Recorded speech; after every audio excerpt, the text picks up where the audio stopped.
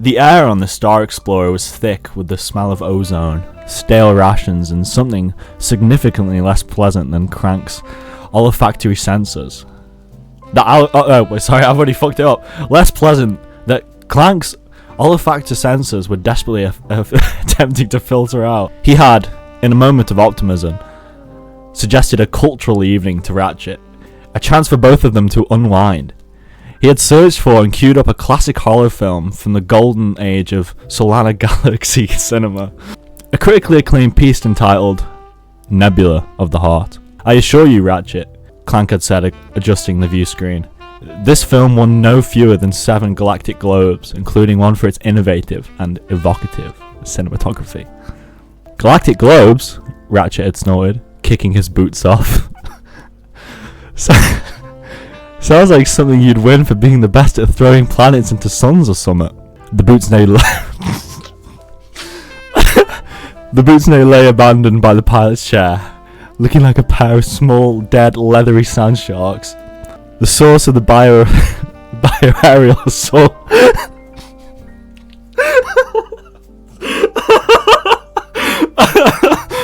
Oh god.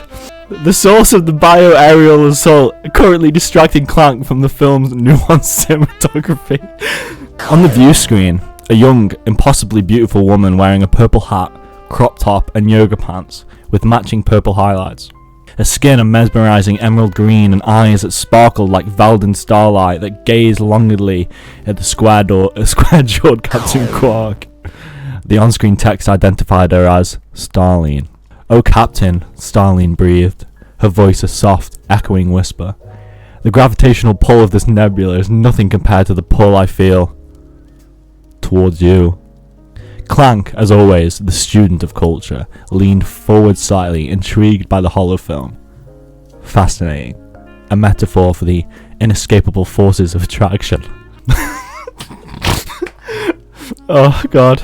Ratchet, on the other hand, was using his multi-tool to pick some mystery substance out from under his toenails.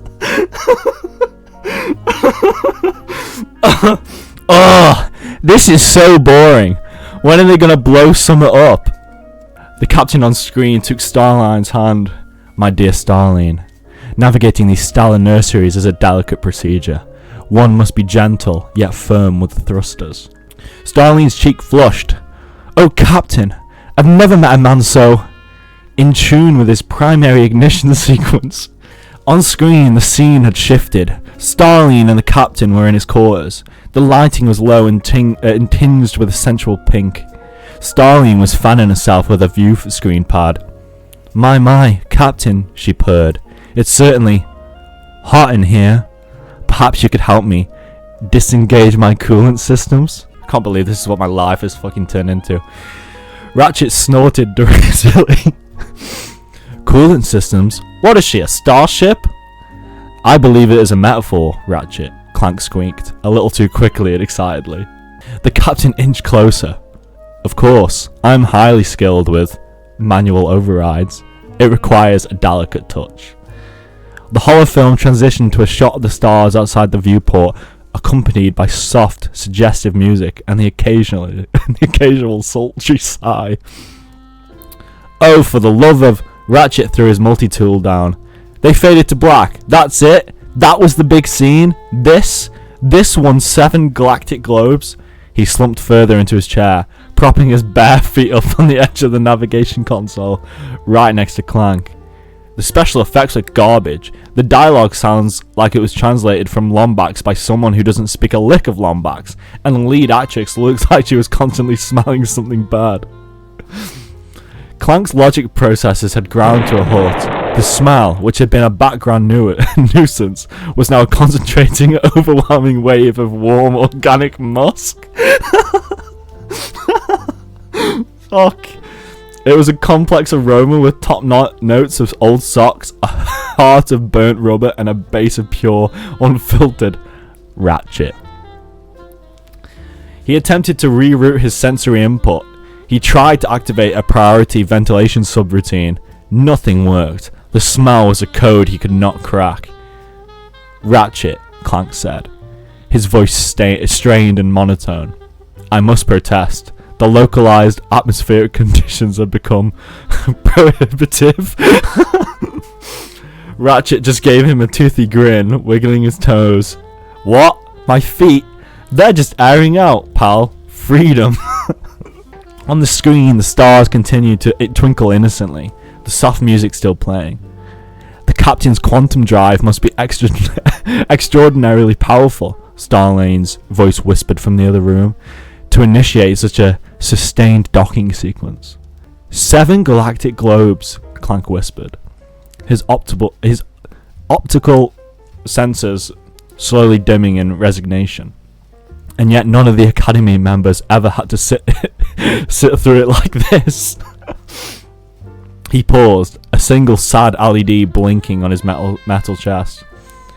Ratchet snickered, wiggling his bare toes mere inches from Clank's chassis.